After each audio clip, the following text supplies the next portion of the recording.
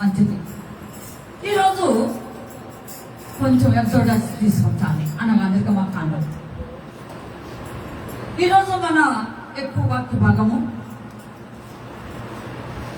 నిర్గమకాండం, ఎక్సోడస్.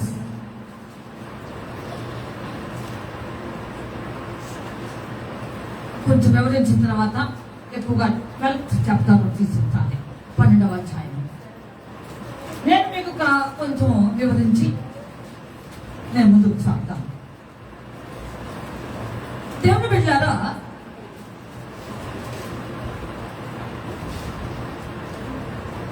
ఇస్సాకు పుట్టక మునిపే, ఇజ్రాయేలు రాక మునిపే, ఇజ్రాయేలు బహు బలమైనటువంటి మైటీ నేషన్, చాలా ఉన్నతమైనటువంటి శక్తి కలిగినటువంటి ఒక ఉన్నతమైన వ్యక్తిగా తీర్చిదిద్దక మునిపే దేవుడు అబ్రహాముతో ఒక వాగ్దానం చేశాడు. అప్పటికి ఏమీ లేదండి, ఏమీ లేదు. అక్కడ నాకు పిల్లవాడు ఉన్నాడులే, పర్వాలేదు అనుకోవడానికి ఏమీ లేదు. ఏమీ లేనప్పుడు దేవుడు అబ్రహాము గారితో, అంటే అప్పటికి అబ్రహాము కాలేదు, అబ్రాము అంటే అతను ది ఫాదర్ ఆఫ్ ఎగ్జాల్టెడ్, అనగా తండ్రి హెచ్చించబడినగాక. అబ్రహాముగా మార్చబడినట ది ఫాదర్ ఆఫ్ మల్టిట్యూడ్, అనగా జనాంగములకు తండ్రి. సరే, ఈ అర్థమిచ్చే ముందు మీకు ఇజ్రాయేలు బయట రావాలి ఈరోజు, కనుక వెనక భాగం రావాలి. అంతేకాని నేను సోది చెప్పడం లేదు, కథ చెప్పడం లేదు, ఏదో పిట్ట కథలు చెప్పడం లేదు, నాకు అలవాటు కూడా లేదు. మీకు ఇజ్రాయేలు బయట రావడానికి గాను ఎన్నో మీనింగ్ లోపలికి వెళ్ళిపోవాలి.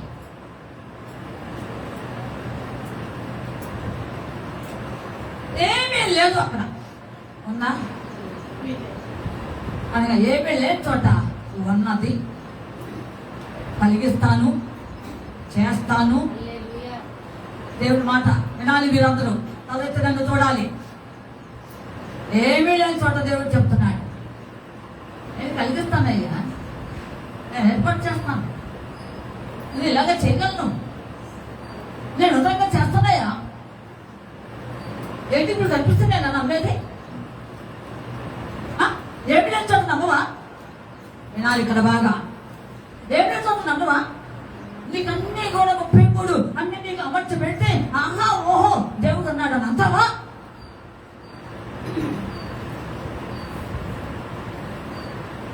అక్కడ అలాంటిది ఏం జరగలేదు. ఎక్కడ చెప్పాలి? అబ్రాము దగ్గర ఇలాంటిది ఏమీ జరగకుండానే దేవుడు వాగ్దానం చేశాడు. ఇశ్రాయేలు ముందు ముందు భవిష్యత్తులో ఏమి కాబోతున్నదో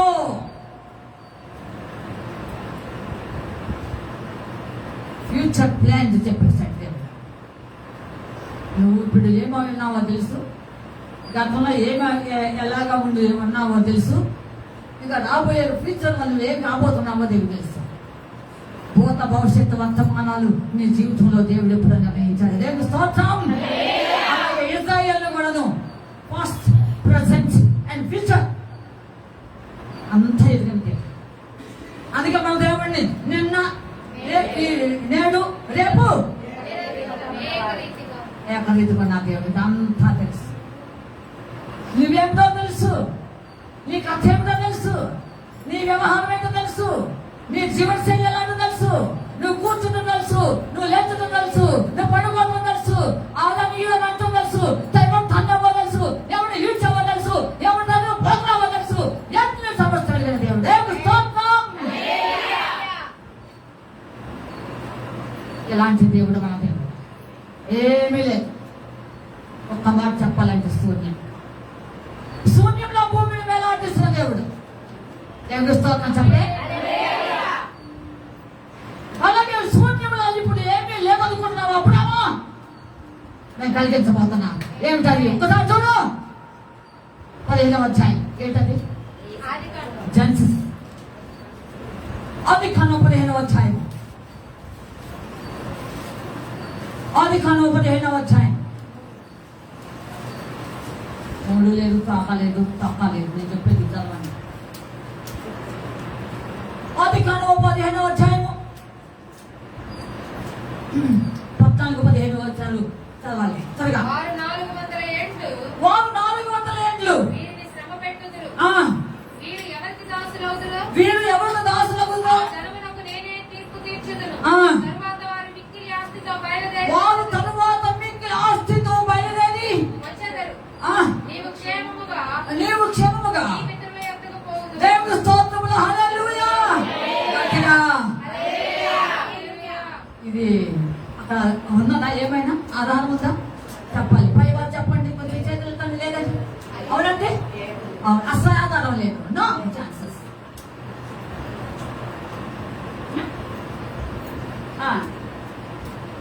ఆలోచించండి. కాబట్టి పుస్తకం రేపు డెలివరీకి వెళ్ళే ముందు ఆ రాత్రి నా దగ్గరకు వచ్చింది. ట్రై చేద్దామని పొట్ట మీద చేయి పెట్టి నీకు అబ్బాయి అని చెప్పిస్తాను. అలాగే దేవాది దేవుడు అబ్బాయిని చేశాను. అలాగే ఎక్కువగా కేరళలో ఉంది.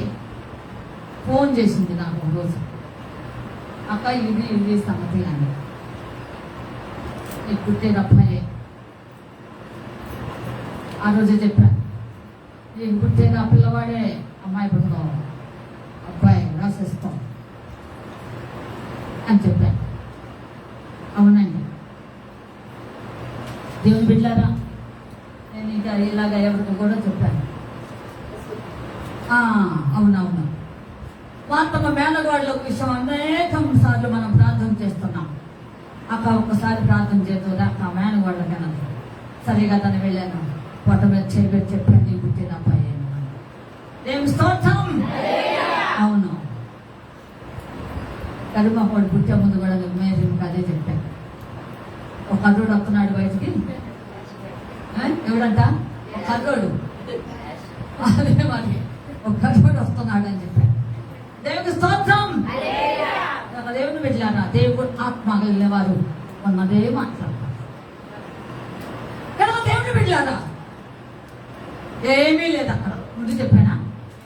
చెప్పాలి మీరంతా పైవారు ముందు చెప్పాను కదా ఏం లేదు. అలాగే షాలో బ్రదర్ కుమార్తె కూడాను ఇలాగనే కన్సీవ్డ్ అయిన తర్వాత నేను చెప్పాను. మరి చెప్పారా లేదా తెలిసి చెప్పానంటే ఓకే చెప్పాను. అమ్మా సూర్య నీకు పుట్టేది అబ్బాయి అని చెప్పాను. దేవుని బిడ్డలారా ఏమీ లేదు, చెప్పుకోవటానికి ఏమీ లేదు, అనుకోవటానికి ఏమీ లేదు. ఏమీ లేని సమయంలో అబ్రాము దగ్గర దేవుడు వచ్చాడు, పరమ నుండి దిగి వచ్చాడు. అబ్రాము పరకు వచ్చాడు. అబ్రాము ఏర్పాటు చేస్తున్న దేవుడు, కల్లీలను ఊరిని పిలిచిన దేవుడు, రామయ్య కనాకు రామయ్యను చెప్పిన దేవుడు, అనేక విషయంలో మాట్లాడిన దేవుడు, అనేక వాళ్ళు దిగి వచ్చాడు. ఇప్పుడు కూడా దిగి వచ్చాడు. ఎక్కడండి చెప్పలే, పరమ నుండి దిగి వచ్చాడు. ఇజ్రాయేలు లేదు అక్కడ, ఉందా? ఏమీ లేదు. మనం చదువుతాం. నీ సంతతి వారు పరదేశమందు నివసించి ఆ దేశపు వారికి దాసులుగా నుందురు. వారు 400 ఏండ్లు వీరిని శ్రమ పెట్టుదురు. వీరు ఎవరికి దాసులవుదురో వీరు ఎవరికి దాసులగుదురో జనమునకు నేనే తీర్పు తీర్చుదును. అది మిక్కిలి ఆస్తి కలిగిన వారు వస్తారని కదండి, తీర్పు తీర్చుదును. తర్వాత వారు మిక్కిలి ఆస్తితో బయలుదేరి వచ్చేదారు. చాలు మైకి తీసుకోవచ్చుగా. కనుక దేవుడు బిడ్డారా, ఈ యొక్క వాగ్దానము, ఈ ప్రవచనము దేవుడు ముందుగా చెప్పాడు. ఇప్పుడు దీన్ని నెరవేర్చాలి దేవుడు. సరే, ఇది బాగుంది కదా. అసలు ఎక్సోడస్ నిర్గమాకాండం అంటే అర్థమైంది. Exodus means going out or departure. Going out or departure అనగా వెళ్ళిపోవుట. వెళ్ళిపోవుట మరొక మాట ఫ్లీ అవుట్ అనగా పారిపోవుట.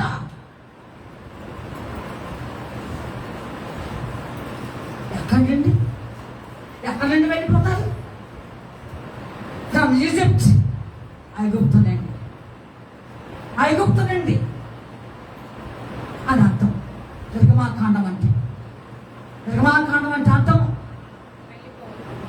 వెళ్ళిపోతా లేదా విడిచిపెట్టుతా, లేకపోతే ఏమని చెప్పుకోవచ్చు. ఇలాగ అర్థమించేటువంటి నిర్గమాకాండం. వారు అధికారంలో ఉన్నప్పుడే దేవుడు అబ్రాహాముకు చేసిన వాగ్దానం ప్రకారముగా ఇజ్రాయేలు బయటకు వచ్చారు. ఆశ్చర్యం కదా ఏమంటే? అవును, ఇజ్రాయేలుతో దేవుడు ముఖ్యంగా మాట్లాడాడు. మన తాతగారు చెప్పింది ఎన్ని గంటలు నెరవేర్చాలని సంసిద్ధంగా వచ్చాడు దేవాది దేవుడు. ఏమండి? ఆ విధముగా క్షమించండి, అధికారంలో ఉన్నప్పుడే ఇజ్రాయేల్ ఎంతమంది కుమారులు చెప్పాలి? నిర్గమాకాండం క్షమించండి, ఆది కాండంలోనే ఈ ఇజ్రాయేలుకు ఎంతమంది సంతానం వచ్చారు చెప్పాలి? ఎంతమంది? ఒక నెంబర్ ఉన్నది, చెప్పండి. పైగా చెప్పలేదు, నాకు 70 అంతేనా? 70 మంది. 12 మందికి కుమారులు వచ్చారు. వారితో సహా లెక్కించితే ఆది ఖండంలో ఉన్నప్పుడే ఐగుప్తు రాకమునిపి క్షమించండి, ఐగుప్తు ఏసేపు దగ్గరికి వచ్చినప్పుడే వారు 70 మంది. ఈ విధంగా 70 మంది ఐగుప్తులోకి నివసిస్తున్నారు. వారు నివసించే కాలంలో ఏసేపు ఉన్నటువంటి ఫరో ఉన్నాడు. కాబట్టి అలాగా ఉన్నారు. ఏసేపు ఉన్న కాలంలో ఉన్న ఫరో చనిపోయాడు. మరొక రాజు వచ్చాడు. ఐగుప్తు దేశంలో పరిపాలించే ఏ రాజునైనా అక్కడ బిరుదు ఫరో టైటిల్.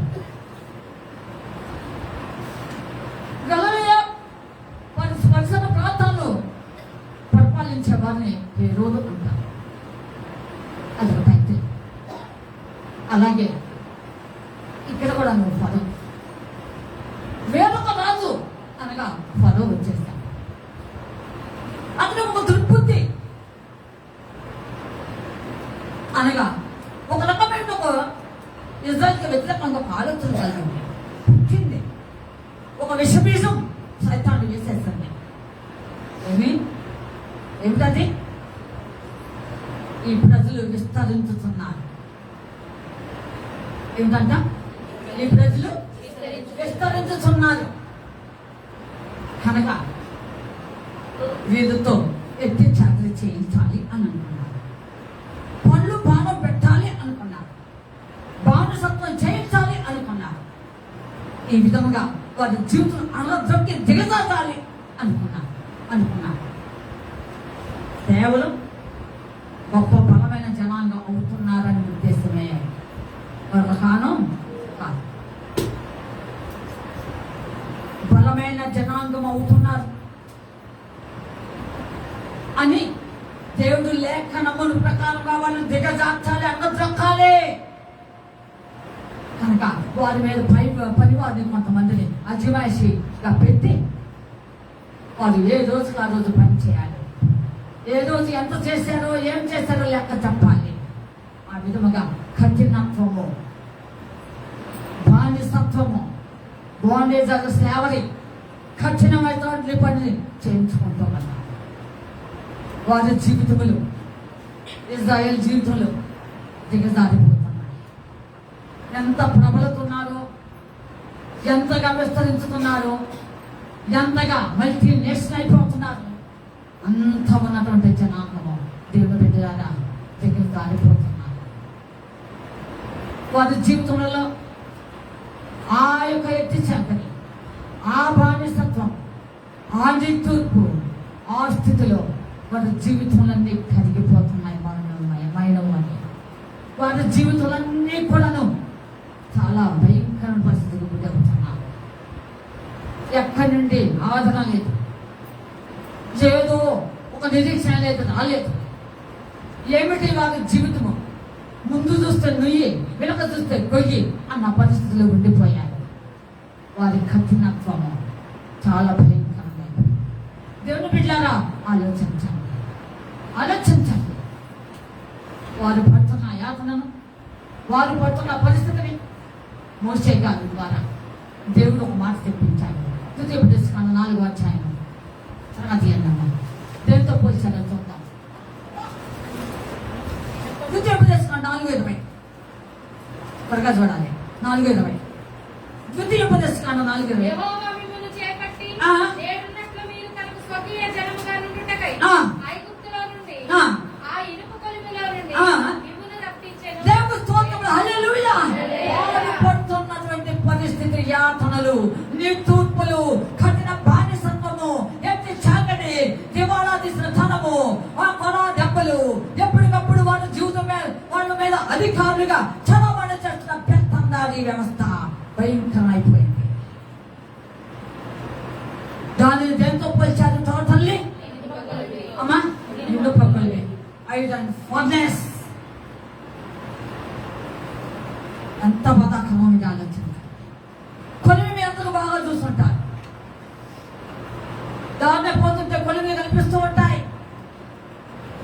ఆ కొలిమి మీకు తెలుసు, బొస్స కొడుతూ ఉంటుంది. ఇలాగా అంటుంటేనే ఆ ఉన్నటువంటి ఇనుము కానీ ఏదైనా కానీ అదేం కాదు, వంకర్లో సరి అవుతాయి. దాన్ని కట్ చేయటానికి, పీసెస్ చేయటానికి అవకాశం ఉంటుంది. కొలిమిలోకి పోకుండా ఏమీ లేదండి. కనుక వారి జీవితములు అన్ని కూడాను ఈ పుస్తకం కొట్టే చెప్పండమ్మా ఇనుప కొలిమితో దేవాది దేవుడు పోల్చాడు. ఎంత బాధాకరం ఒకసారి ఆలోచించి. నీకున్న బాధే ఇంతైతే అంత. అసలు నేను పడుతున్న బాధలు అసలు ఎవరికి రాకూడదండి, ఎవరికి రాకూడదు. బెక్క చిక్కిపోయి బెక్క ముఖాలు వేసుకుని అమ్మా వాళ్ళు ఏడుస్తారు, ఇతరులు ఏడిపిస్తూ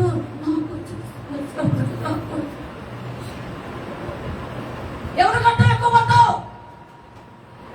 ఇశ్రాయేలు జీవితం చాలా భయంకరంగా దేవుడు ఒక్క మాటలో చెప్పేశాడు. ఏమిటంటది చెప్ప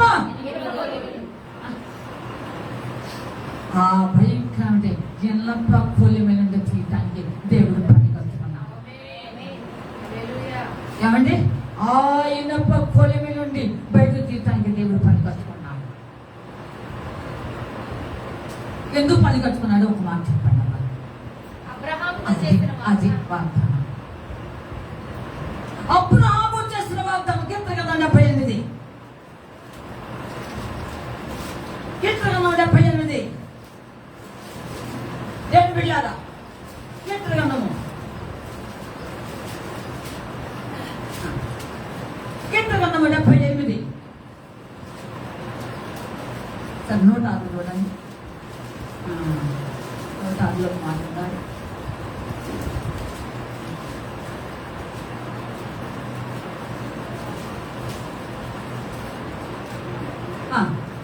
కీర్తన గ్రంథము 105వ అధ్యాయం అండి, క్షమించండి. 42వ అధ్యాయం 42. ఏలయనగా ఆయన తన పరిశుద్ధ వాగ్దానమును తన సేవకుడైన అబ్రహామును జ్ఞాపకము చేసుకొని ఆయన తన ప్రజలను సంతోషముతోను తాను ఏర్పరచుకున్న వారిని ఉత్సాహ ధ్వనితోను వెలుపలికి రప్పించెను. హల్లెలూయా. ఒకే ఒక కారణం, ఒకే ఒక ఉద్దేశం, ఒకే ఒక కాన్సెప్ట్. ఏమిటది? అబ్రహాముతో చేసిన వాగ్దానం. నీకు చేస్తే వాగ్దానము నీ పిల్ల తలములకు వచ్చేస్తాయి. దేవుని స్తోత్రములు. అంతే, అది నీతోనే ముగింపబడదు, నీతోనే కట్టములు. చూసారా ఎన్ని తరములకు వచ్చినాయి, ఎన్ని తరములకు వచ్చినా అబ్రహాముకు చేసిన. ఇప్పుడు ఇజ్రాయేల్ అదే కాదు, చిన్న దేశం 1 కోటి మంది అంటండి. ఆ చిన్న దేశంలో ఇజ్రాయేల్ దేశంలో ప్రజలందరూ ఇజ్రాయేల్ 1 కోటి మంది. ఏమండి వారి అతిశయము, వారికి ఉన్నటువంటి అతిశయ కిరీటము ఎవరనుకుంటున్నారు? దేవుడే.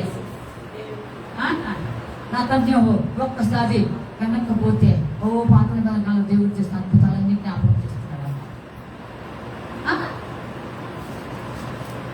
ఆ దేవుడు మా పక్షంగా ఉన్నాడు అని చెప్పేశాడు. ఒక్కసారి ఆలోచన చేసుకొని అబ్రహామును జ్ఞాపకం చేసుకొని ఆ వాగ్దానం ప్రకారంగా ఆయన ప్రజలు ఏం చేయాలనుకున్నాడు? విడిపించడం కాదు కదా, బలిదానం. విడిపించాలన్న మాట ఈజీనే. ఎలా ఉందో చూడండి. 72 105 43. ఆయన తన ప్రజలను కొంచెం బయట తీసుకోవచ్చుగా. ఆయన తన ప్రజలను సంతోషముతోను తాను ఏర్పరచుకున్న వారిని ఉత్సాహ ధ్వనితోను వెలుపలికి రప్పించెను. అబ్బా చూసారా, ఆ విధంగా రప్పించడానికి దేవుడు పని కట్టుకొని పరము నుండి అనగా ఆకాశం నుండి దిగి వచ్చి ఉన్నాడు. ఈ రోజు నీవే బాధలో ఉన్నా, ఏ కష్టంలో ఉన్నా, ఏ నిరాశలో ఉన్నా, ఆనందం లేక సమాధానం లేక కొట్టి పెట్టాడుతున్నా, ఏదోగా నీ జీవితం అంతా నలిగిపోతున్నా, అనేక పరిస్థితుల మీద ఎగిసిపోతున్నా, అనేక శత్రు బాధలు పోరాటములు నీ మీద అనేకము చుట్టూ ముట్టడించినా సరే దేవాది దేవుడు విడిచిపెట్టాడు. ఎన్నో వేల సంవత్సరాల క్రితం వాగ్దానం దేవుడు ఆగాడా? ఎవరిని జ్ఞాపకం చేస్తున్నాడు? నేను అబ్రహాముకి వాగ్దానం చేశానయ్యా. చూసారా ఏమండి? ఎవరికి వాగ్దానం చేశాను? అబ్రహాం కానీ చనిపోతే ఏమండి, చాలా కాలమైంది, 1000 సంవత్సరాల పైన దాటిపోయింది. యుగాలు మారిన, తరాలు మారిన, మారిన దేవుడు మన దేవుడు. వాగ్దానం చేసిన దేవుడు అమ్మదగిన వాడు కనుక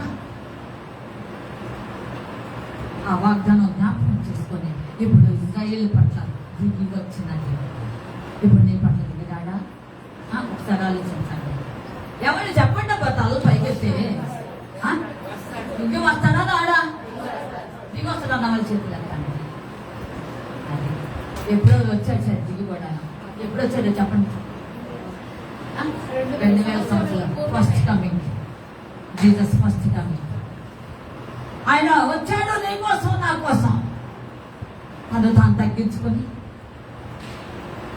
అమ్మా ఏమీ లేనివిగా దరిద్రుడిగా ఈ లోకంలో నిన్ను నన్ను రక్షించడానికి అబ్రహాము చేసిన వాగ్దానం జ్ఞాపకం చేసుకుని అనేక సాతాను బంధకములు, సాతాను కథన యొక్క రక్తము, సాతాను యొక్క సగ చల ఇవన్నీ నుండి నిన్ను అమ్మ అగ్ని నుండి కొలవెళ్ళాలినట్టుగా లాగటానికి యేసుప్రభువు మొట్టమొదటి వచ్చాడు 20 సంవత్సరాలు.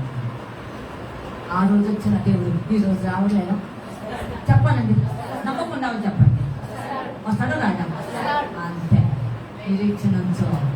నువ్వు ఏ స్థితిలో ఉన్నావో నాకు తెలియదు, ఏ బాధలో ఉన్నావో నాకు తెలియదు, ఏ పరిస్థితుల్లో మధ్య నలిగిపోతున్నావో నాకు తెలియదు. దేవుడు బిడ్డలారా, దేవుడికి కావాల్సిందే దేవుడి యొక్క చిత్తము చేస్తే ఆయన ప్రజలు కావాలి. నమ్మకమైన మనసు కలిగిన వారు కావాలి. యథార్థత కలిగి జీవించేవారు ఆయన కావాలి. అందుకు ఒకవేళ రావటం ఆలస్యమైందేమో నాకు తెలియదు. వస్తాడు అంటే నీ పక్కనే ఉంటాడు, నీకు తెలియకపోవచ్చు. ఎవరు బిడ్డారా? ఆత్మీయమైన కన్నులు తెరవబడిన వారే చూడాలి. ఇలా కళ్ళు మూసిపోయేమో దేవుడు 7 బలిపీటలు కట్టి వాడు ఒకసారి ఎక్కి చేయాలి. వాడు ఇక కళ్ళు తెచ్చాడు దేవుడు. ఏమయ్యా చెప్పించకపోతావా? మొట్ట చూసి వద్దులేదయా. పైగా ప్రవక్త మాట ప్రవక్తమే. ఏ ప్రవక్తమయ్యా? ధనాపేక్ష కలిగిన ప్రవక్త, డబ్బు పిలిచిపెట్టిన ప్రవక్తమే. నీకు ఇశ్రాయేలు ప్రజలు వాగ్దాన సంతతాన్ని కళ్ళు మూసిపోయాయి. देखो 7 almost lift over 7 almost 7 బలిపెట్టు లేకపోయా. ఒకసారి చూసి ఒక చెప్పించబడిన వాళ్ళు అనుకున్నామేమో. మొదట ఒకవేళ నామకులైన జనం అనుకున్నామేమో. ఒకవేళ ఏమి వచ్చానంటే వచ్చిననుకున్నామేమో. వీరు మామూలు సంతతి కాదు, బలమైన సంతానం. Abraham seed. ఎవరు అనుకుంటున్నావు? ఎవరండి? అబ్రహాం సీడ్, అబ్రహాం సంతానం. అంత తేలికైన వాళ్ళు అనుకున్నావా అని దేవుడు కళ్ళు తెచ్చాడు. ఇలా చూస్తున్నాడు. దర్శనమందు దేవోక్తి దేవుడు తెలియజేస్తాడు. అమ్మా కన్నులు తెచ్చమని మొహానికి దర్శిస్తూ ఉన్నాడు. అమ్మా ఇది చెప్పించబడలేదు. దేవుడు ఏర్పాటు చేసుకున్న ఇశ్రాయేలు చెప్పించడానికి దేవుడు ఏర్పాటు చేసుకోలేదు. అందుక ఇలాంటి జనాంగము భయంకర పరిస్థితి అనిపిస్తాను. ఇక లాగేస్తున్నాను, చదివించలేక కాదు, టైం వేస్తాను. దుఃఖమాఖండ మొదటి అధ్యాయంలో వారు పడిన ప్రయాసం ఎంతో భయంకర. దాన్ని ఇనుప పులుపుతో దేవుడు పిలిచాడు. ఇనప పులుపుని కూడా పిలిచిందండి. వారిని గొప్ప ప్రణాళిక రచించిన దేవుడు ఇక ఇప్పుడు ఒక మాట అంటున్నాడు. నేను అబ్రహాముని జ్ఞాపకం చేసుకున్నాను కనుక ఇప్పుడు ఏమని మాట్లాడుతున్నాడు ఇశ్రాయేలు తోటి, క్షమించండి మోషే తోటి. ఒక మాట 3వ అధ్యాయం నిర్గమకాండం. నేను చెప్పాను నిర్గమకాండం తీయాల్సిందే అని మూలికానికి లేదు. తర్వాత నేను 12 చెప్తాను. నిర్గమకాండము 3వ అధ్యాయము ఆకాశం దిగి వచ్చాడని ఒక మాట చదువు. 9 చదువు. చదవండి. చదువు. కాబట్టి ఐగుప్తీయుల చేతిలో నుండి వారిని విడిపించుటకు ఆ దేశంలో నుండి విశాలమైన మంచి దేశములకు అనగా కనానీయులకు, హిత్తీయులకు, అమోరీయులకు, పెరిజ్జీయులకు. ఒకసారి 7వ చదువు. 3వ వచ్చిన దగ్గర నుంచి 7 నుండి 3 నుండి 3వ అధ్యాయము 7 నుండి. మరియు యెహోవా ఇట్లనెను. మరియు యెహోవా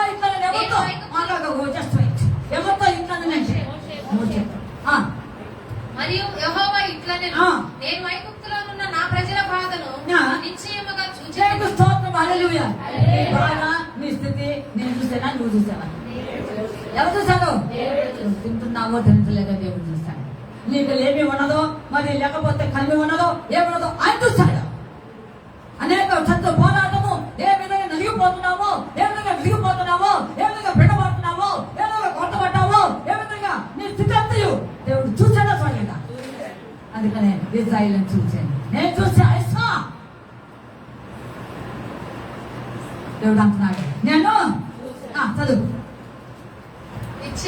నా ప్రజల బాధను నిశ్చయముగా చూచింది. పనులలో తమను కష్టపెట్టు వారిని బట్టి వారు పెట్టిన మరణ వింటిని. వారి దుఃఖములు నాకు తెలిసే ఉన్నవి. కాబట్టి ఐగుప్తీయుల చేతిలో నుండి వారిని విడిపించుటకును ఆ దేశముల నుండి విశాలమైన మంచి దేశమునకు అనగా కనానీయులకు, హిత్తీయులకు, అమోరీయులకు, పెరిజ్జీయులకు, హివ్వీయులకు, యెబూసీయులకు నివాస స్థానమై పాలు తేనెలు ప్రవహించు దేశమునకు వారిని నడిపించుటకు దిగివచ్చి ఉన్నాను. అంత అవసరం లేదు. వాస్తవానికి మహాఘనుడు, మహోన్నతుడు, పరిశుద్ధుడు ఆయన, నిత్య నివాసి, ఆకాశములు మహాకాశము సమస్తమైన భస్మై ఉన్నామని అంటే అలాంటి దేవుడు ఈ రోజు నీ కోసం నా కోసం దిగి వచ్చాడంటే ఎంత తగ్గించుకున్నాడు ఆలోచించండి. మరి నువ్వు నేను తగ్గించుకోవడానికి ఏం లెక్క? ఎంత ఉందో నాకు అవసరం లేదు. ఎంత ఉన్నా విడిచిపెట్టాల్సి దిగి వచ్చి అన్నాడు. వారి బాధ చూశాను, వాళ్ళ గుడుగుడు చూశాను, వాళ్ళ దుఃఖాన్ని చూశాను, వాళ్ళ నిట్టూర్పు చూశాను, వాళ్ళ పరిస్థితి చూశాను. ఇప్పుడు ఎవరినో విడిపించాలి. ఎవరు శత్రువులు చదివేకండి ఐగుప్తుల నుండి ఇప్పుడు నేను విడిపించబోతున్నా, విడిపిస్తబోతున్నా. అందుకే నేను దిగి వచ్చాను. ఏ దేశాన్ని తీసుకెళ్తా? విశాలమైన దీనికి ముందు ఉంటుంది విశాలమైన స్థలం అన్నా. ఏంటంటే రకరకాలు చెబుతారు, సొంత మాటలు ఉపయోగించుకోండి. ఏంటండి బైబిల్ కల్పించబడింది కాదు బైబిల్. స్థలం అంట ఇంటి స్థలం అయింది. ఇది విశాలమైన ప్రదేశం. దానికి మరొక పేరు కనాను. దాన్ని పాలు తల్లి ప్రవహించు దేశము, మంచి దేశం. అది ఇవ్వటానికి ఐగుప్తుల నుండి వారిని విడిపించి ఇలాగ నడిపించడానికి నేను ఆకాశం నుండి నీ బాధలు, నీ పరిస్థితి, నీ కష్టం, నీ నేస్తం, నీ నిరాశ, నిస్పృహ, పోరాటములు, అవి ఇవి ఎన్నో నీకు ఎలిసపట్టు ఇవన్నిటిని విడిపించడానికి దేవుడు ఈ రోజు దిగి వచ్చాడు. దేవుడు స్తోత్రం.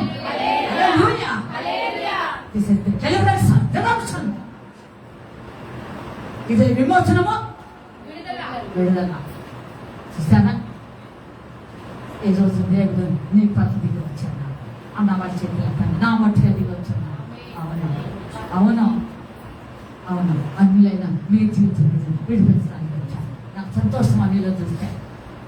ఒకప్పుడు వారు ఎన్నో భయంకరమైన ఆచార వ్యవహారంలో ఉన్నటువంటి జీవితంలో ఈ రోజు అన్నిటిని అమ్మ తెంచుకొని, అమ్మ తెంచి చేసుకొని అన్నిటి నుండి కూడా విడుదల పొంది ఆయన సొత్తుగా చేసుకొని ఎంత తండ్రి అంటారు. ఓ ఇశ్రాయేలు నీ భాగ్యమెంత గొప్పది.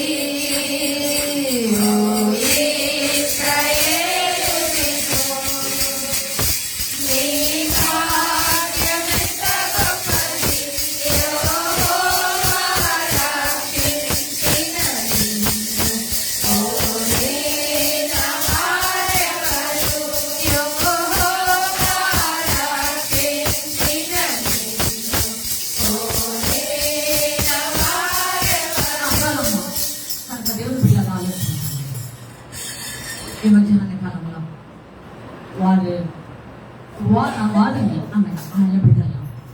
ఆయన ప్రజల్లో నిర్వచించాలి. ఆ భయంకరమైన పరిస్థితుల్లో సాతాను వాళ్ళ మీద నిలుస్తున్నాడు. అనేక కట్టలతో బంధించేశాడు. అనేక సంకల మధ్య ఉన్నారు. రాపిడి ఆలోచనతో పడుగు భయంకరమైన స్థితిలో గుర్తుపెట్టాడుతున్నారు. అబ్రహాము చేసిన వాగ్దానం జ్ఞాపకం చేసుకున్నారు. అందుకే దిగి వచ్చాను. నీవు ఎట్టి బాధలో ఉన్నావో, ఎట్టి పరిస్థితుల్లో ఉన్నావో, ఏ విధమైన నిద్రలో జీవిస్తున్నావో అయినా పర్వాలేదు. దేవుడు నీ పలికే ఈ రోజే దిగి వచ్చింది. ఎంత గొప్ప దేవుడు ఆలోచించండి. దేవుడు బిడ్డలారా, ఎందుకో తెలుసా? నీకు ఒక విడుదల కావాలి. ఒక సాతాను బంధము నుండి విడుదల, ఒక శాపగ్రస్తమైన దాని నుండి విడుదల, అనేక సాతాను బతుకులను విడుదల, అనేక ఇనప కాదుని అలాగే మోయిలను కట్టిన చెందకండి చచ్చి అమ్మ దాని నుండి బయట తీసుకురావడానికి దేవుడు విడుదల ఇవ్వడానికి మోచించడానికి ఆయన ముందు వచ్చి ఉన్నాడు. బిడ్డలారా, నిన్ను అంత ప్రేమిస్తానికి దిగి వచ్చి ఉన్నానంటారు. ఆలోచించండి, ఇది మామూలు విషయమా? మామూలు విషయమా? అస్సలు మామూలు విషయం కాదండి. నువ్వెంత చెప్పుకున్నాను ప్రేమ గురించి. అమ్మ మొన్న బైబిల్స్ చేద్దామని మన ద్వారానే వాళ్ళ ఫ్రెండ్ నెంబర్ ఇచ్చిందంటే ఇక్కడ చెప్పుడుపేట ముందు ఒక 6 కిలోమీటర్ కొంచెం పైన దానిని మంగళపాలెమో ఇది అంతా అడ్రస్ తీసుకుని వెళ్ళాం. ఆమె ఒక మాట అన్నది, అక్కడ ఇతరత్ర ఏమీ బుక్స్ లేవు భక్తులు. ఎందుకనమ్మా అవి పెట్టలేదు, కారణం ఏంటంటే అన్నది భక్తుల చరిత్రలో వారే వేరే వ్యక్తి వాళ్ళ గురించి రాసుకుంటారు. ఇదైతే బయట కనమైతే మన గురించి రాయబడి ఉన్న గ్రంథము. అందుకే ఓన్లీ బైబిల్స్ మాత్రం పెట్టాం. వాళ్ళ బుద్ధికి వాళ్ళు అంటున్నారు. రకరకాలు ఉన్నాయి బైబిల్స్. చాలా సంతోషించారు. వాళ్ళు కేరళ వాళ్ళండి, తెలుగు ఎక్కడ నేర్చుకున్నారో కానీ బాగా మనం మాట్లాడుతున్న అమ్మాయి, చిన్న అమ్మాయి. అవునండి, రకరకాలు చాలా ఉన్నాయి తెలుగు ఇంగ్లీష్ బైబిల్స్. వేరే ఏమీ లేవు. మా పంజగులు జిప్సులు గుజు ఇలాంటివి ఏం పెడతాను అదేమి అవసరం లేదండి. అనుకోలేదు దేవుడు చెప్పినట్టు నెక్స్ట్ చేస్తాము. ఆలోచించాను, ఈ బైబిల్ గ్రంథం మనల్ని గురించి రాయబడి ఉంది. నువ్వు మారాలని, నువ్వు చరిత్ర తిరగా రాయాలని, నీ కథంతా మార్చాలని దేవుడు స్తోత్రం. ఇశ్రాయేలు కథ మార్చిన దేవుడా. చూసారా ఇశ్రాయేలు? చెప్పండి అమ్మా, ఏమైనా చేయగలవు.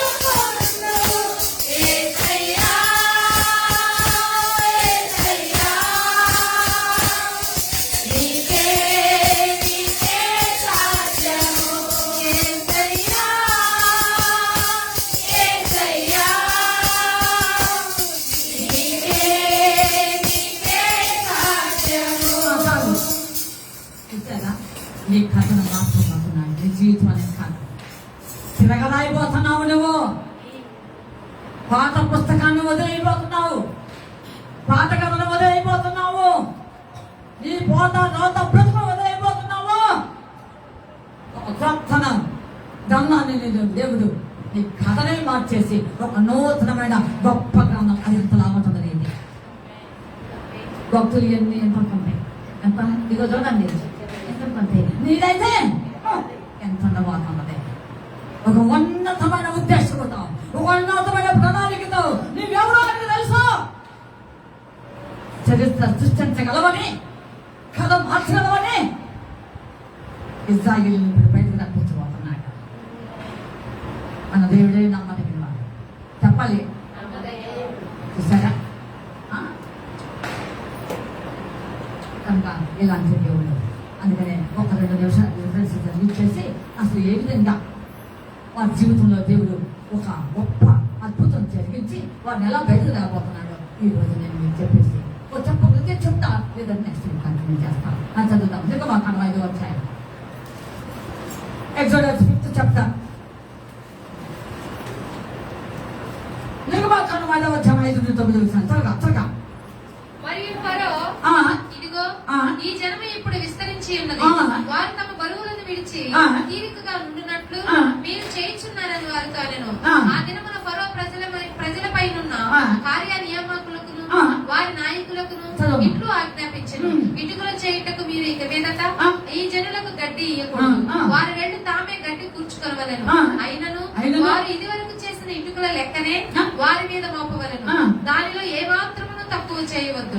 వారు సోమరులు కనుక మేము వెళ్ళి మా దేవునికి బలి నర్పించుటకు సెలవిమ్మని మొరపెట్టుచున్నారు. చాలు, ఏదో లెక్క తగ్గదు.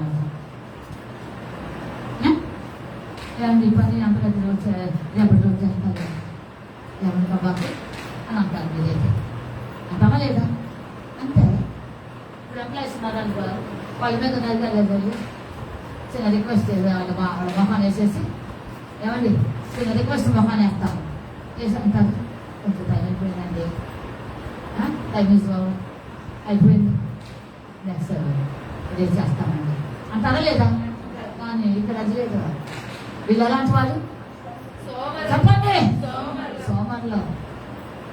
సోమర్లో ఏ రోజు పని ఆ రోజే కావాలి ఇంటికి పోయి బద్దకస్తులుగా ఉంటే ఇంటికి పోయి మరొక రకంగా ఉంటే ఇబ్బంది ఏ రోజు ఎక్కడో చెప్పాలన్నా ఆరో వచ్చాను నిర్వహణ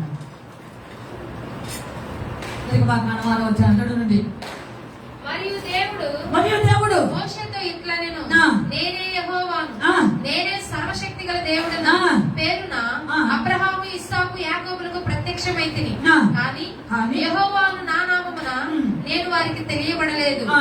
మరియు వారు పరవాసము చేసిన దేశముకు ఉమ్. కనాను దేశమును వారికి ఇచ్చుటకు ఉమ్. నా నిబంధనను వారితో స్థిరపరిచితిని ఉమ్. ఐగుప్తీల దాసత్వమునకు ఆ. లోపరిచి ఉన్న ఇశ్రాయేలీల మూలుగును విని ఆ. నా నిబంధనను జ్ఞాపకము చేసుకొనుచున్నాను చాలు చేసుకొని కనుక దేవుడు నిబంధన జ్ఞాపకం చేసుకున్నాడు ఈరోజు రక్షించుకున్న నిన్ను దేవాన్ని దేవుడు చూశాడు ఎంత నలిగిపోతున్నావో నాకు రాదు అని అనుకుంటున్నాడు మనసు అబ్బా నాకు వాడు నాకు నలిగిపోతున్నాడు సాతాను చేతులు నలిగిపోతున్నది అయ్యో కొట్టబడుతూ ఉన్నాను అయ్యో నలిగిపోతూ ఉన్నాను అయ్యో భిన్నపడుతూ ఉన్నాను అనేక పరిస్థితులు ఎగిసిపడుతూ ఉన్నాయి ఎటు చూస్తున్నా నన్ను దిక్కులు కూడాను ఎటు చూసినా గణాంతకరంగా ఉంది అని నా దేవుడు నిన్ను చూస్తాను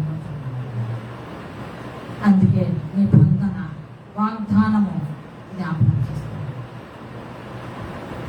దేవుడే చాలా ప్రేమగా దేవుడు కనుక అలాగా ముందుకు వచ్చాడు ఇలాగ ముందుకు వచ్చి ఒక దినాన్ని ఏర్పాటు చేశాడు వినాలి నేను చెప్తాను రిఫరెన్స్ చెప్తాను ఒక దినముని ఏర్పాటు చేశాడు ఐగుప్తు మోషే ఆరోలు నిలబెట్టి ఎన్ని తెగుళ్ళు చేశారో చెప్పండి 10 తెగుళ్ళు 9 తెగుళ్ళు చాలా తీవ్రమైనవి ఏమి తక్కువ అంచనా వేయడం 10 తెగుళ్ళు కూడా 9 10 తర్వాత చెప్తాను 9 తెగుళ్ళు కూడా ఇజ్రాయేలీ విషయంలో ప్రేమ కనికరము దయా దక్షిణములు వాగ్దానాలకు నెరవేర్పు చేసే దేవుడు ఒక్కడు కూడా ఏమి స్తోత్రం అమ్మా పగలు ఎదిగడి ప్రాణముకైనను రాత్రి సంచరించు తెలియదాను మధ్యాహ్నకాలను పాడు చేయు రోగములకైనా ఏ అపాయములకు భయపడవు అన్నట్టే ఒక్కటి కూడా తినగల 9 జరిగినాయి ఇక లాస్ట్ 10th ప్లేస్ ఇది మాత్రము ఇజ్రాయేల్ కాదు ఐగుప్తులకే సివియర్ ప్లేగ్ తీవ్రమైంది ఇప్పుడు 9 ప్లేస్ ఒక ఎత్తు 10th అనేది ఒక ఎత్తు ఏమండి దీని ద్వారా ఐగుప్తు దేశంలో ఒక గొప్ప వండర్ఫుల్ మిరాకిల్ ఆశ్చర్యకరమైనటువంటిది చేశాడు అంతే అంతే మన సోలం బ్రదర్ మనవడు హాస్పిటల్ నుండి డిశ్చార్జ్ చేయవచ్చేటప్పుడు ఆ డాక్టర్ అన్నారంట అమ్మ మిరాకిల్ బేబీ అన్న ఏమండి ఏ బేబీ అంట వాడికి పెద్ద అయినా ఆ పేరే పెట్టాలి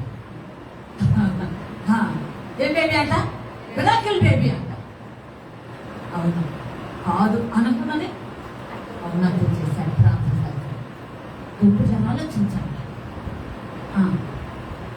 అలాగే గొప్ప అద్భుతం చేశాడు దేవుడు వాడిని పెట్టి తీయడానికి 9 ఉపయోగించిన కష్టపడుతున్నారు 9 చాలా తీవ్రమైన వాళ్ళ మీద ప్రభుత్వం చేసినా సరే వాడు తూచిపో అన్నట్టు ఉన్నాడు అదే నీ తూచిపో నీ పని చెప్తాను అనుకున్నాడు దేవుడు మనకంటే అంత జ్ఞానం చెప్పండి మనకంటే అనుకున్నాడు దేవుడు.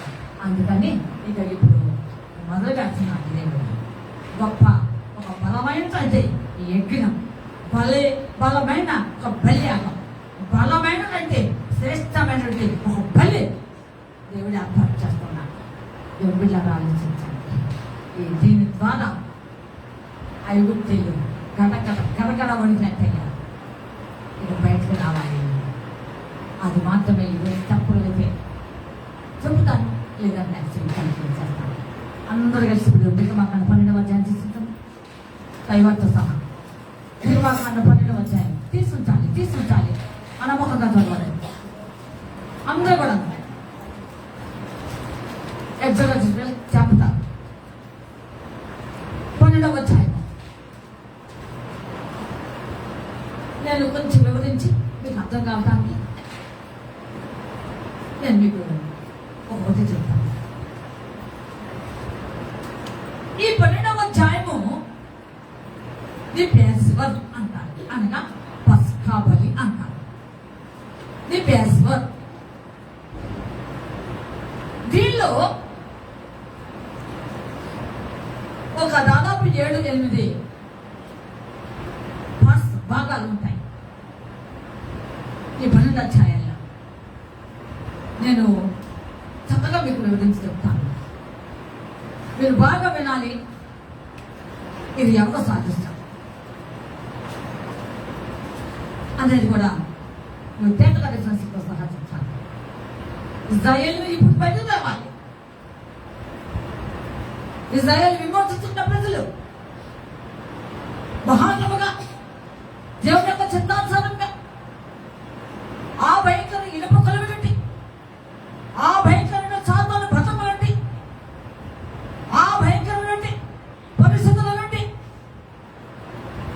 వారి జీవితంలో విడుదల చెందుతున్నది. దేవుని బిడ్డలారా, నువ్వు పాపిగా జీవించడం దేవుడికి ఇష్టం. నువ్వు పాపంలోనే అణిగిపోయి తిరగార్చడం దేవుడికి ఇష్టం లేదు. నువ్వు శాపగ్రస్తమైన జీవితంలో నువ్వు కొత్త పట్టడం దేవుడికి ఇష్టం లేదు. అందుకే జీసస్ రహస్యం దేవుడికి అధికంగా ఎప్పుడో తెలుసా, ఇది ఎట్లా నెరవేర్చదో తెలుసా? నేను శాశ్వతమైన ప్రేమతో నేను ప్రేమిస్తున్నాను. ఇజ్రాయేలు నేను చాలా కాలం కింద మాట్లాడే అబ్రహాముతో గొప్ప నిబంధన చేశాను, వాగ్దానం చేశాను. చాలా కాలం కింద మాట్లాడాను. ఏమని చెప్పాలి? ఏమని? ఆ ప్రేమ ఏంటో చూపించుకోవాలి. ఆ ప్రేమ ఏమిటో మన దేవుడే చాలా ఉన్నతమైన దేవుడు.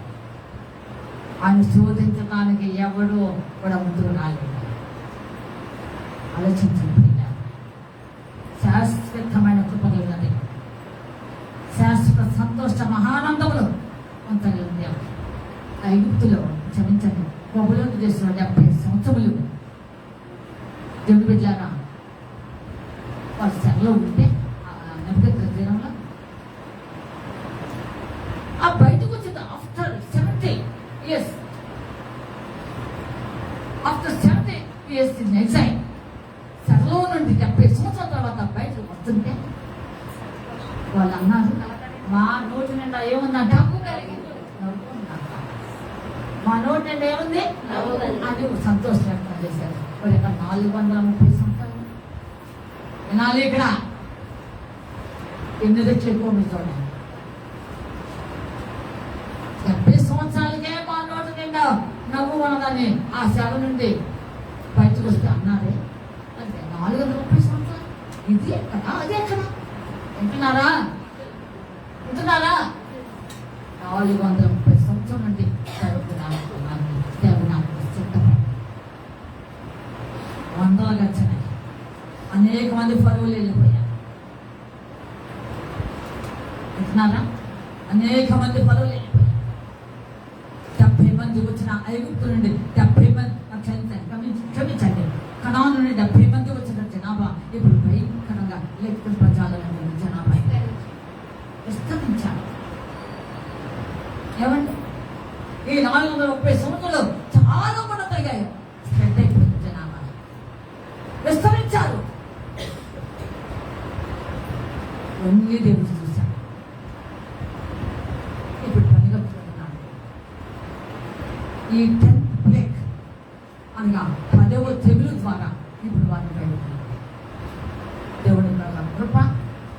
దేవుని యొక్క ప్రణాళిక, దేవుడు మన దేవుడు విమోచకుడు.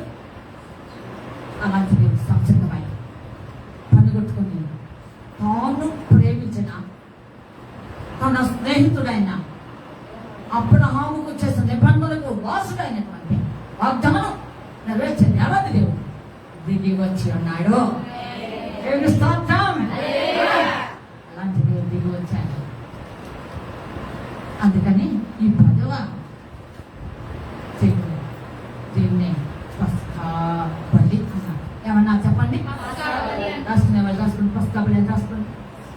మాకండ 12వ అధ్యాయం రాసుకుని పస్కా ది ప్యాస్వర్ అంటారు. ఇంగ్లీష్లో రాసుకునే వాళ్ళు రాసుకోండి. ది ప్యాస్వర్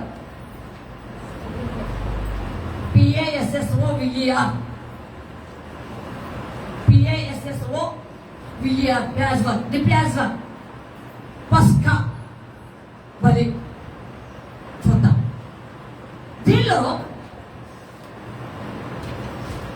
దాదాపుగా 8 ఉన్నాయి. 8లో ఈరోజు కనీసం 2, 3 అయినా లాగించేస్తాను. త్వరగా 1 గంటగా అవుతుంది. 5 నిమిషాలు దొరుకుతుంది. నేను 1:15 ముగిస్తాను. సరే, దేవుని బిడ్డలారా, దేవుడు ఇశ్రాయేలు సమాజంకు మోషే గారిని నిలబెట్టి ఏమి చెప్పించాడు గురించి మనం చూద్దాం. నిర్గమాకాండము 12వ అధ్యాయము, నిర్గమాకాండము 12వ అధ్యాయం మొదటి నుండి కొంచెం చదవండి. మోషే అహరోనులు ఐగుప్తు దేశంలో ఉండగా యెహోవా వారితో ఇలాగ సెలవిచ్చెను, నెలలలో ఈ నెల మీకు మొదటిది, ఇది మీ సంవత్సరమునకు మొదటి నెల. మీరు ఇశ్రాయేలీయుల సర్వ సమాజముతో ఈ నెల దశమి నాడు వారు తమ తమ కుటుంబము లెక్క చొప్పున ఒక్కొక్కడు గొర్రె పిల్లనైనను మేక పిల్లనైనను, అనగా ప్రతి ఇంటికి ఒక గొర్రె పిల్లనైనను ఒక మేక పిల్లనైనను తీసుకొనవలెను. ఆ పిల్లను తిరుటకు ఒక కుటుంబము చాలకపోయిన ఎడల వాడును వాని పొరుగు వాడును తమ లెక్క చొప్పున దాన్ని తీసుకొనవలెను. ఆ గొర్రె పిల్లను భుజించుటకు ప్రతి వాని భోజనము పరిమితిని బట్టి వారిని లెక్కింపవలెను. ఇక్కడ వివరించేసి దేవుని బిడ్డలారా, దేవుడు ఒక నెగ్గు కలిగిన దేవుడు, ఒక ప్రణాళిక కలిగిన దేవుడు, ఒక ఉద్దేశం కలిగిన దేవుడు. తమ ఆలోచనలన్నీ కూడాను ఎలా నెరవేర్చాలో తెలిసిన దేవుడు. మనందరి పట్ల దేవుడు అలాగే ఉంచాడు. నిరాశలో కుంగిపోతే అలాగే అడవమని చెప్పలేదు. నీకు అనేక పరిస్థితులు ఎగిసి కొడుతున్నప్పుడు అలాగే దిగజారిపోయని చెప్పలేదు. అనేక శత్రు పోరాటము సతమతం అవుతుంటే ఆ శత్రువుని ఇలాగే విరగొట్టాలి, నల్లగొట్టాలి అని అన్నాను. మన దేవుడు ఓటమే సియోను సిగ్గు ఆ పాట ఉంది చూడమ్మా.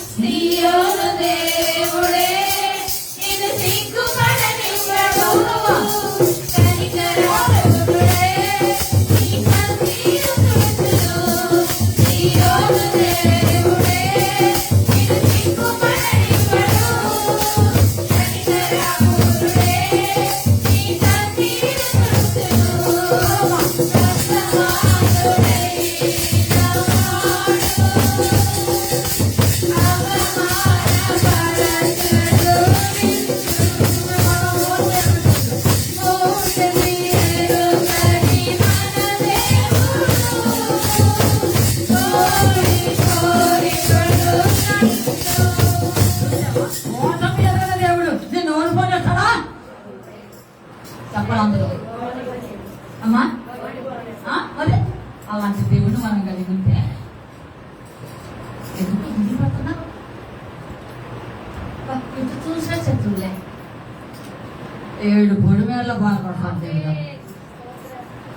ఎవడవాడు శత్రువా అశాస్త్రమైన కప్పలాగా బెల్లబెల్లలాడతాను. దేవుడు ఎక్కువ కాలం వాడికి అనుమతి ఇవ్వడం. అర్థమవుతుందా? మరి నిన్ను అడ్డగించే ప్రతి అడ్డంకులు దుష్టుడు దేవుడే ఒక రోజున పడపడతాడు. ఏటు ఓటమి మన దేవుడు నీ పట్ల నా పట్ల ఉంటే విసుగుపడిస్తాడా? చెప్పాలి. అలాంటి దేవుడు దిగి వచ్చాడు. ఈరోజు ఇజ్రాయేల్ విషయం దిగి వచ్చాడు. నీవు గొప్ప ప్రణాళిక దృష్టిలో పెట్టుకొని ఇజ్రాయేల్ సమాజంతో తెప్పించాడు. దేవుని బిడ్డ అమ్మా నిష్కలంకమైనది అని అన్నారు. 5వ వచనంలో రాయబడి 12:5 నిర్దోషమైన 6వ వచనం నిర్దోషమైన ఏడాది మగ పిల్లను తీసుకొనవలెను. అది నాట్ బ్లెమిష్. నిర్దోషమైనది కావాలి దేవుడి దృష్టి. ఏమంటే దేవుడి దృష్టి నిర్దోషమైనది. గొర్రెలలో కానీ మేకలలో కానీ ఇస్తాం అని దేవుడు చెప్పాడు. ల్యాంప్ గొర్రె పిల్ల, టైప్ ఆఫ్ క్రైస్ట్. ఈ గొర్రె పిల్లే మన క్రీస్తు ప్రభువు సాధిస్తాం. యోహాను సువార్త 19:29 ఎంతసేపు అబ్బా? యోహాను సువార్త 19:29 చెప్తున్నాను. మరునాడు యోహాను యేసు తన యొద్దకు రాగా చూచి, ఇదిగో లోక పాపములను మోసుకొని పోవు దేవుని గొర్రె పిల్ల. హల్లెలూయా. చూస్తారా?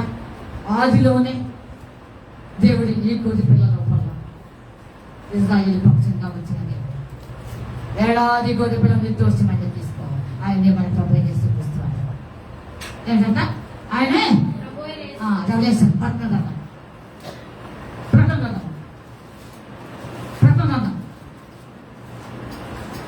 5వ అధ్యాయం 6 నుండి 10 వచనాలు త్వరగా చేయండి. ప్రకటన 5వ అధ్యాయం 6 నుండి 10. మరియు సింహాసనమునకును ఆ 4 జీవుల పెద్దలకును మధ్యను వధింపబడినట్లుండిన గొర్రె పిల్ల నిలిచి ఉన్నట్టు చూచింది. వధింపబడిన గొర్రె పిల్ల ఎప్పుడు వధించబడింది? క్రీస్తు పూర్వంలోనే ఏదోలో వధించబడింది. ఇప్పుడు ఇశ్రాయేలు పక్షంగా వధింపబడిన గొర్రె పిల్ల. అంతే. వధింపబడిన గొర్రె పిల్ల అక్కడ నిలబడుతుంది. పెద్దలకు మధ్యను 4 జీవులకు మధ్యను సింహాసనమునకు కనిపిస్తుందండి. వధించబడిన గొర్రె పిల్ల క్రీస్తు. చూసారా? చదువుకోవచ్చుగా. మరియు సింహాసనములకును ఆ 4 జీవులకును పెద్దలకును మధ్యను వధింపబడినట్లుండిన గొర్రె పిల్ల నిలిచి ఉండుట చూచినా ఆ గొర్రె పిల్లకు 7 కొమ్ములను 7 కన్నులను ఉండెను.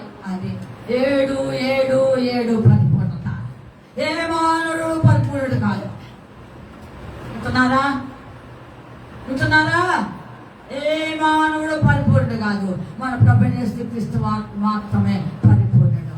7 కన్నులు గలవాడు, 7 కొమ్ములు గలవాడు, 7 నక్షత్రాలు పట్టుకున్నవాడు, 7 దీపస్తంభం వద్ద నడిచేవాడు, 7 ఆత్మలు కలిగినవాడు, 7 బలిపీఠం కలిగినవాడు, 7 దీపస్తంభములు. మన దేవుడు పరిపూర్ణుడు. ప్రపంచంలో ఎవడు కూడా పరిపూర్ణ కాదు. రాజులైనా రాణపులైనా ఆలోచించాలి. అలాంటి దేవుడు అక్కడ వధించబడిన గొర్రె పిల్లగా కనిపించబడ్డాడు. ఆ గొర్రె పిల్లలా ఉన్నది. 7 కన్నులు, కొమ్ములు, 7 కన్నులు. చూసారా? ఆయన వధించబడినా ఈ గొర్రె పిల్ల ముందుగానే వధించబడింది తీసుకుపడవాలి. ఇప్పుడు ఎక్కడ చెప్పాలి? ఏడున్న తర్వాత ఇప్పుడు వధించబడబోతున్నది. కనుక ఇప్పుడు బస్గా వధించబడాలి. స్వయం పై గొర్రె పిల్ల వధించబడాలి. అందుకని మీరు విమోచించబడటానికి, మీరు విడుదల పొందటానికి ఇప్పుడు ఏడాది గొర్రె పిల్ల వితౌట్ బ్లెమిష్ తెచ్చుకోండి. మేకల్లోనైనా సరే ఒకరు తెచ్చుకోండి. నేను దాహరహితముగా ఉన్నది, నిర్దోషమైన తీసుకుంటాను అని చెప్పండి. ఎంత గొప్ప దేవుడు. ఒక పెద్ద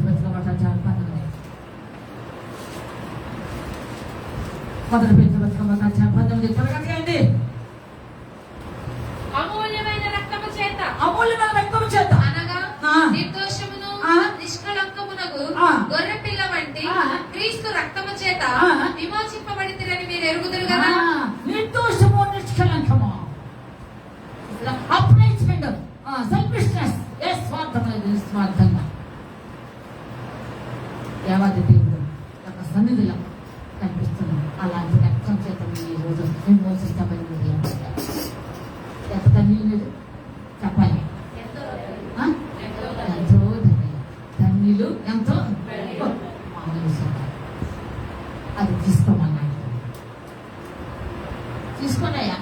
ఒకవేళ ఒక ఇంటికి ఒక కొన్ని పిల్ల సరిపోదనుకో, ఇద్దరు కలవండి అంట. ఎలాగంట పొందుకు వచ్చే వాళ్ళు ఇద్దరు కాదు, సమాధానకరమైన ఇద్దరు, మ్యూచువల్ అండర్స్టాండింగ్స్, చక్కగా ఒకరికొకరు అర్థం చేసుకున్నాం. ఇద్దరిని కలవండి.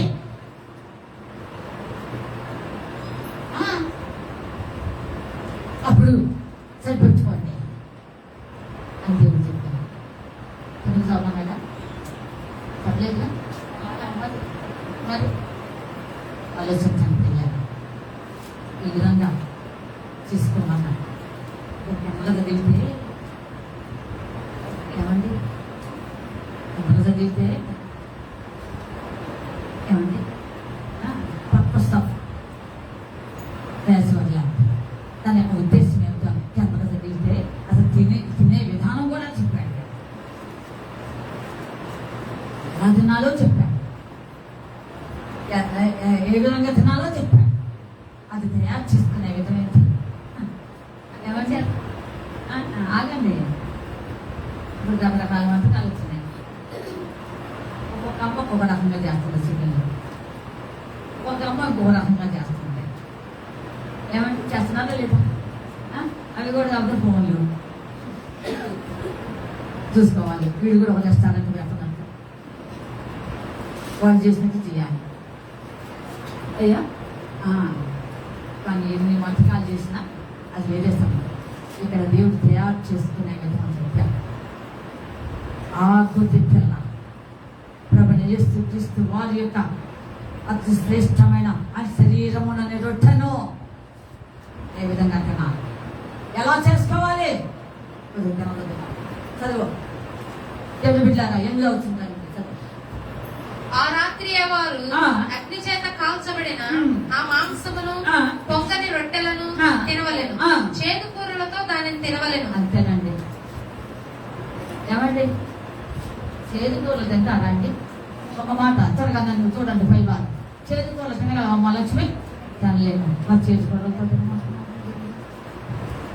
ఏంటంటే చిన్న ట్యాబ్లెట్ ఏమిలేక వాంతి చేసుకుంటున్నాను. కక్కులు మరి ఏంటంటే చేదు కూరలు మాట్లాడేందండి దేవుడు? దేవుడికి మన పట్ల జాలి లేదా? దేవుడికి మన పట్ల కనికరం లేదా అండి? ఉన్న దేవుడే, దానికి అర్థం ఉన్నది, ఎన్నర్ మీనింగ్ ఉన్నది, లోతు. ఆలోచించండి. మొట్టమొదటి ఏం చేయాలంట? అగ్ని చేత కాల్చబడాలంటే ఏం చేయాలి? పెనం పెట్టి పెనం మీద పెట్టాలని చెప్పాలమ్మా. నిప్పుల మీద గట్టి చెప్పు, చెప్పదలుచుకున్నది అంటే బొగ్గులు బాగా ఆ నిప్పు కణువులు భయంకరంగా ఉంటాయి కదా, దాని మీద కాల్చుకోవాలి. ఇప్పుడు కలిపి ఇంకా 3 పద్ధతుల్లోనే ఉందని అంటారు కాదు, ఇప్పుడు లేదు కదమ్మా. దేవుడు చెప్తున్నాడు ఆ భయంకరమైన నిప్పు కణువుల మీద పెడితే అది చక్కగా ఉడుతుందని ఉద్దేశం. దేవుడు ఏమని చెప్పాలి? బాగా ఉంటుంది కనుక ముందు నీవు నిప్పుల మీద ఏం చేయాలి? కాల్చి పెనాలు పెట్టబాకు, ఆయిల్ వేసి తిప్పబాకు, అమ్మ డీప్ ఫ్రైలు చేయబాకు. ఈ ఫ్రై చేయి. ఏ ఫ్రై? బొగ్గుల మీదే, నిప్పుల మీదే ఫ్రై చేయి. చేసి బాగుంది పొంగని మాంసం, పొంగల రొట్టె అన్లీవెండ్ దేవుడు పెట్టారా? పొంగనవి అంటే పులిగిరితో ఉంటాయి. ఏమంటే ఆలోచించండి. పువ్వు ఉంటే తెల్లేము కదండి. ఆలోచించండి పిల్లలు. కనుక పులుపు లోపం, పులుపు పాపం, పులుపు శాపం, పులుపు శరీర సంబంధం అండి, పులుపు ఫ్లెష్ లస్ శరీర కార్యములు, ఇవన్నీ పులుపుతో వచ్చి బయట నువ్వు విమోచించబడి బయటకు రాబోతున్నా నీవు, విడుదల పొంది దేవుడితో ప్రభు తాగుపోతున్నా నీవు, వాటి పులుపుగా చెప్పు. ఏం చెప్పేసి కనుక పొంగనవే తినాలి. ఏమండి? ఎప్పుడు కూడా దేవుని దృష్టికి అందుకే అన్నాడు, పాత విగతించను మొహం చూస్తే పట్టుగానే ఉంటాం. మొహం చూస్తే పట్టుగా అక్కడ పట్టు మారినట్టే ఉంటాయి. అట్లా శాస్త్రం తీసేస్తున్నట్టే కూడా బాగా శాస్త్రం ఇచ్చే శాస్త్రం వేరే శాస్త్రం. ఏమండి? అపాయంలో ఉపాయం అన్నట్టు ఒక ఆయన రాజుగారు ఎదుటికి వచ్చి ఓ పిచ్చివాడి శాస్త్రం చేసి సొంతంగా మార్చుకుంటూ ఏమి తెలియని వాడిలాగా పిచ్చికి తొలగేస్తున్నారు. ఎవరంతా తప్పించుకోవడానికి మార్గం అది. అంతేగాని ఆయన పిచ్చివాడు కాదు, దైవికమైన దేవదూతల జ్ఞానం వెళ్ళేవాడు కాదు. దేవుని స్తోత్రం. చూస్తే దేవదూతల జ్ఞానం కాదు, సైతాన్ జ్ఞానం. నీలో ఉన్నదంతా ఏ బుర్ర? సైతాన్ బుర్ర. మాటలు సైతాన్ పోతాయి. ఎచ్చని మాట. దేవుడు పైన ఉన్నాడు, నా మాటలు వింటున్నాడు అనే ప్రియలే. ఒక రోజు ఉన్నది సైతాన్ బుర్ర నాస్తా తీసుకోబాకు, దైగుణ బుర్ర నాస్తా తీసుకో. పొంగలనేవి పులుపు నీళ్ళలో పెట్టుకుని పొంగలు వేసి పులుపు ఎత్తుదండి నాకు అస్సలు తినబుద్ధి కావట్లేదా? దొంగల ఆత్మీయమైన పులుపు నీళ్ళ తీసేస్తున్నట్టే ఉంటాను. నట్టన నటింపు వేషరాలన తేనా బైబిల్ చదువు ఆలోచించుకో. దేవుని పిల్లలు చెబుతున్నాను, పులుపు తీసేస్తే దేవుడిని నటికంగా ప్రేమించింది చేస్తాను. ఏ రోజు ఆ రోజు నోట్లు పంచబడాలి, ఏ రోజు ఆ రోజు పంచగా ఉండాలి, ఏ రోజు ఆ రోజు దేవుని యొక్క మహిమాంతమైన జీవించాలి, ఏ రోజు ఆ రోజు అమ్మా న్యూలీ ప్రప్రధానంగా కనిపించాలి, ప్రప్రధానంగా కనిపించాలి. న్యూ నేచర్, నూతన స్వభావం రావాలి, న్యూ క్రియేషన్, నూతన సృష్టి రావాలి. ఇది పాయ పాయ పాయ పాయ ఏమొచ్చింది? మాటల బతుకు మాటల పొంగినే తింటానంటున్నాం. ఎందుకమ్మా దాన్ని వాటిస్తుంటాం? ఏమండి? ఆలోచించండి. నీ జీవితంలో ఒకప్పుడు పొంగిన వేదన్నావు, పులుపున వేతున్నావు, పులుపుని అసహించు, పులుపుని ద్వేషించు, పులుపుని వెంగబాకు. ఆలోచించుకో. నీ జీవితం అంతా ఇప్పుడే శాపగ్రస్తమేమో, ఇంకా శాపగ్రస్తం చేసుకోండి. ఎన్నాళ్ళమంటుకో, ఎంతకాలం చదువుతాం? ఆలోచించండి. వీళ్ళింటి దగ్గర అంటే ఒక ఆయన దాని కాళ్ళని పేరుకి వచ్చి చెప్పింది. హార్ట్ వచ్చి మహారాష్ట్ర లారీ దిగడంట. అక్కడ ఇలా 100% పోయాడు. వచ్చాడా? ఏమండి? ఎవరి జీవితం ఇప్పుడు ఎట్లాగా అవుతుంది? ఎంతకాలం నీ నాలుగు బదులు పెట్టావు? ఎంతకాలం నీ నాలుగు బాణంలాగా సంధిస్తావు? ఎంతకాలం ఇంకా మన జీవితాన్ని ప్రశ్న మార్చలేవు? అందుకనే పులిన వాడుతుంది మొత్తం. ఇప్పుడు నువ్వంత పరిశుద్ధురాలివి, నీతివంతురాలివి, నీతివంతుడివి. వెలుబెట్టాను ఆ స్టాంపుగానే ఉండాలి. ప్రభుత్వానికి వెళ్ళినాక లేవు 100 సార్లు స్టాంపులు వేసుకుంటావు. నీవే ఎంత బాగా ఆలోచించండి. పొంగనే పులుపు లేకుండా జీవించు, పాపము లేకుండా జీవించు, పాప రహితుడు. ఆలోచించండి. చదువునాలు ఈ జీవితం అంతా ఈ పిల్లలోకి వస్తున్నారు. పులిన వాటితోనే తిన్నాను. అంతే, అంతేనండి. ఆలోచించండి, ఆలోచించండి. ప్రతి పొలాదారులను కూడా మన పిల్లలకి అప్పగించాను. బేబీ కానీ తెలియని వాళ్ళతో ఎలా చేస్తారో నాకు తెలియదు. ఏమన్నా చేయండి, వాళ్ళకి అప్పగించాను. ఎందుకు చేస్తాం? ఫ్రెష్గా అప్పటికప్పుడు చేయాలి. అది సక్సెస్ నేను దాంట్లో మెజర్మెంట్స్ అవన్నీ నేను చూసుకుంటాను. అందుకని అది నేను వెళ్ళుకుంటాను. దేవుడు ఎలా ఆలోచించండి. అవును, ఫ్రెష్గా అప్పటికప్పుడు కలిపి ఏదో పొలం పెడుతున్నారు చేయాలి. అది మాత్రమే అది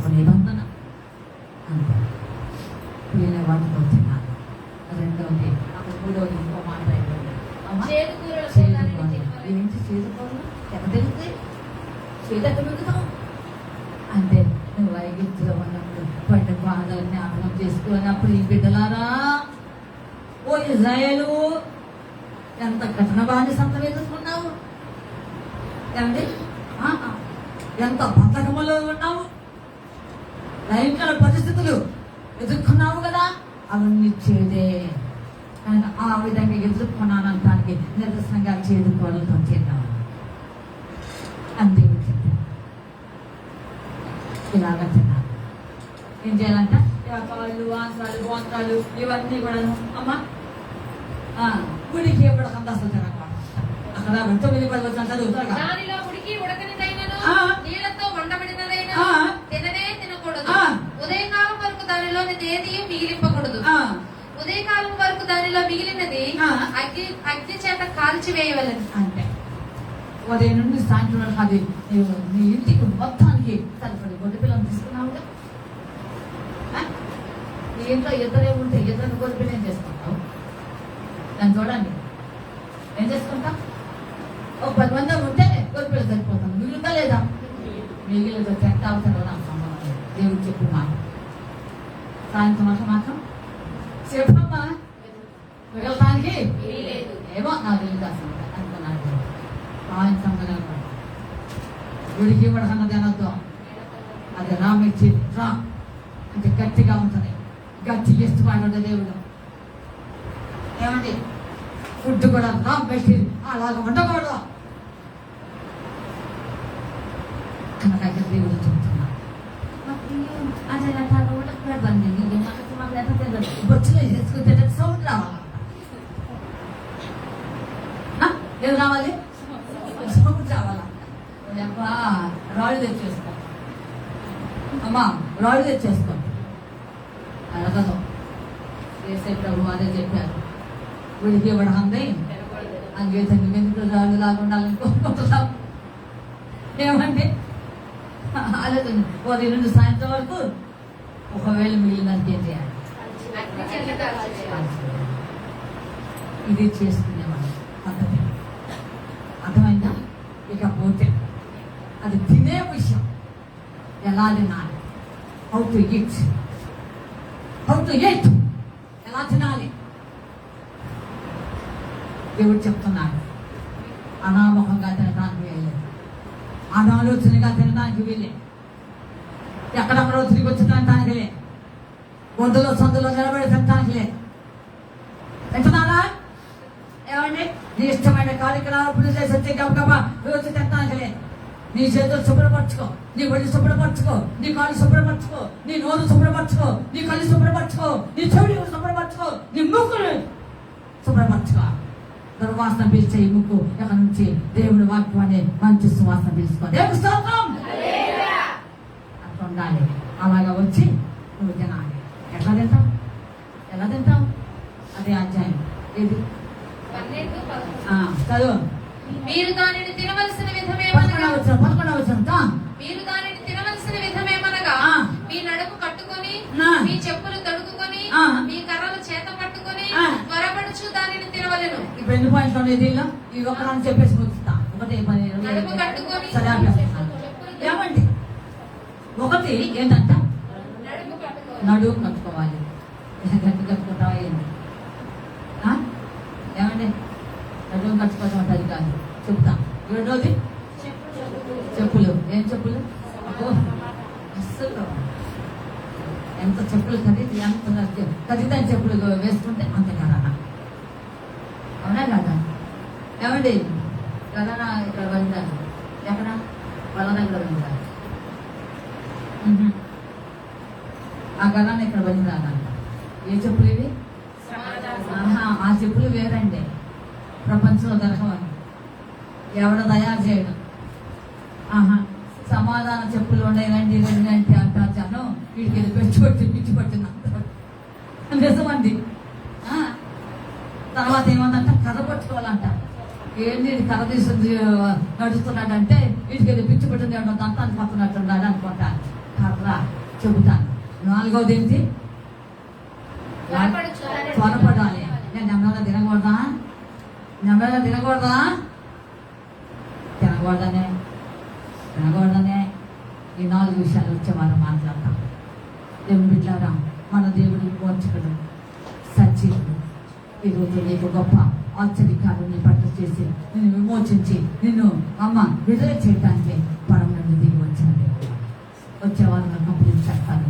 కనుక అలాగా నా పెద్ద దేవాలయ దేవుడు నిన్ను ప్రేమించాడు, ఎంతో ప్రేమించాడు. ఎన్నో ఇబ్బందులు, కష్టంలో, ఇబ్బందులు, నష్టంలో, అనేక పరిస్థితుల్లో ఉన్నాను నేను చూడు. సాతాను నీ మీద ప్రభుత్వం చేస్తూ అధిగమిస్తున్నటువంటి పరిస్థితుల్లో దేవుడు ఓటమి ఎరగని దేవుడు నీ పట్ల వచ్చి నేను విమోచించడానికి విడుదల చేయడానికి